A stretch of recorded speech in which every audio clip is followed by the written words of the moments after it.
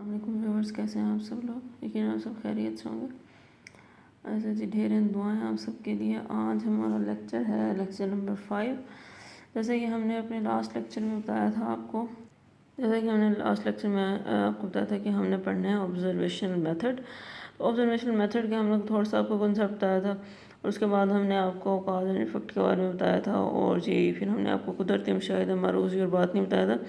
تو آج ہم جو ہے قدرتی مشاہدہ آپ کو ضرور بتائیں گے کہ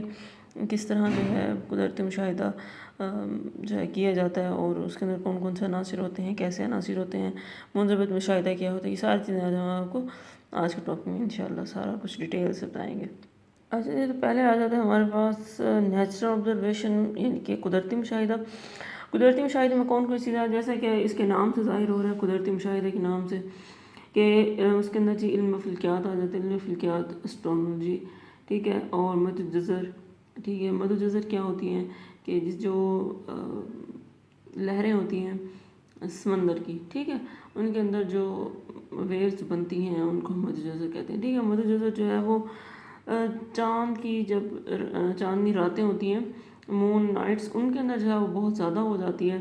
ٹھیک ہے۔ تو جو بھی یہ لوگ ہوتے ہیں وہ کیا کرتے ہیں، وہ صرف اور صرف ان ویوز کی لینتھ ان کو میئر کر رہے ہوتے ہیں، اور علم فلکیات والے بھی چیزیں دیکھ رہے ہوتے ہیں کہ کتنے ستارے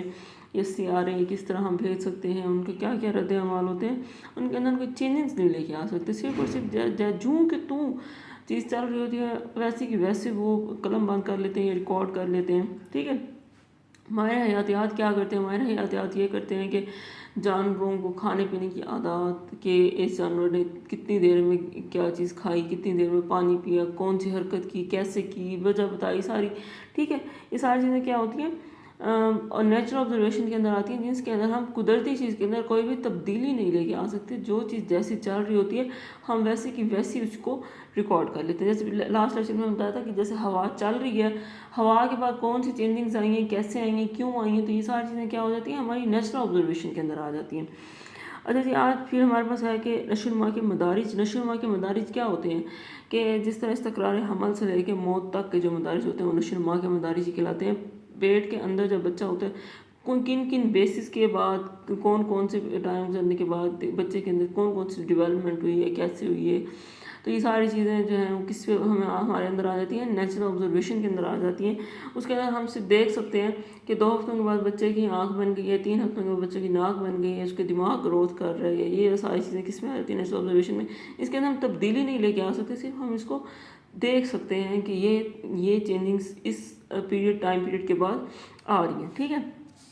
آگے ہمارے پاس آ جاتے ہیں جی نیچرل آبزرویشن کے 2 ٹائپس ہیں پڑی جی، معروضی مشاہدہ اور باطنی مشاہدہ، ٹھیک ہے۔ معروضی مشاہدہ ہوتا ہے قدرتی حالات جیسے کہ جیسے ہیں ویسے کے ویسے ہم نے لکھنے ہیں، میں نے پہلے بھی بتایا کہ جوں کہ توں لکھے جاتے ہیں، ان کے اندر کوئی چینجنگز نہیں کی جاتی، ٹھیک ہے۔ تو معروضی مشاہدے کے اندر کیا ہوتا ہے کہ اپنے احساسات کی نفی کی جاتی ہے، ٹھیک ہے۔ اب ٹھنڈی ہوا چل رہی ہے یا آپ سمندر کے کنارے بیٹھے ہوئے ہیں تو وہاں پہ آپ یہ لکھیں گے چاند بہت خوبصورت تھا، یہ چاند کی وجہ سے اس طرح کی چینجنگز آئیں ہیں، یہ وہ ہم صرف لکھیں گے کہ لہریں کتنی سپیڈ سے آئیں اور کتنی سپیڈ سے ان کی اونچائی تھی، کتنی لو ڈینسٹی تھی، یہ ساری چیزیں ہم لکھیں گے۔ ہم اس کے اندر اپنے احساس شامل نہیں کریں گے، اس کی ہم نفی کر دیتے ہیں، ٹھیک ہے۔ یا اگر موسم بہت ٹھنڈا تھا یا خنکی تھی یا ستارہ ٹوٹا تو اس طرح لگا، یہ اس طرح کی ہم اپنی جو احساسات ہوں گے وہ ہم کبھی بھی نیچرل آبزرویشن کے اندر نہیں لکھتے، ہم ہمیشہ وہ چیز لکھتے ہیں جیسی وہ قدرتی طور پہ رونما ہو رہی ہوتی ہے۔ اچھا جی، پھر ہمارے پاس آ جاتا ہے باطنی مشاہدہ۔ باطنی مشاہدہ کے اندر یہ تھا کہ اپنے ذہنی اعمال کا مطالعہ خود کرنا، ٹھیک ہے۔ اپنے ذہنی اعمال کا مطالعہ کیسے کرتے ہیں، اس کے اندر ہمارا کوئی تیسرا بندہ شامل نہیں ہو سکتا، نہ دوسرا ہو سکتا ہے۔ تو اس کے اندر ہم صرف کیا کرتے ہیں، جیسے ہمارے دماغ میں بات چل رہی ہے ہم ویسی کی ویسے سامنے والے کو بتائیں، جو ہمارا سائیکالوجسٹ ہے، ہم اس کو ویسی کی ویسے بات بتائیں، ٹھیک ہے۔ کون سی چیز داخلی یا باطنی ہمیں پریشان کیے ہوئی ہے، کن وجہ سے ہمیں مسائل کا شکار ہو رہا ہے،